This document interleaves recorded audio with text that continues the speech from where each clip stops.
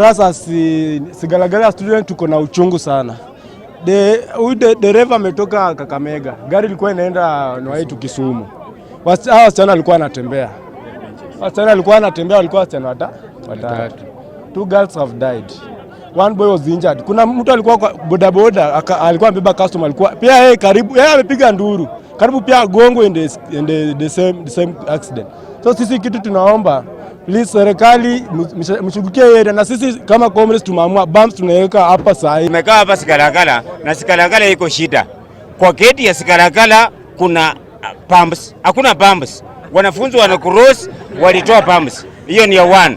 2, hapa junction kuenda Javakale hakuna pumps.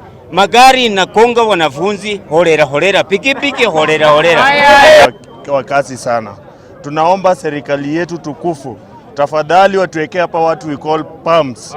Alafu pia hao maaskari wanakaa kutoka Ilesi, saa zingine huwa wanafanya nini? Kuna kitu inaitwa speed gun, lakini unapata magari yanapita tu all the way kutoka Kakamega wakikuja hadi Sigalagala. Wanajua hii ni area ambayo wanafunzi wanasoma na wametoka huko kwa minajili ya kupata elimu.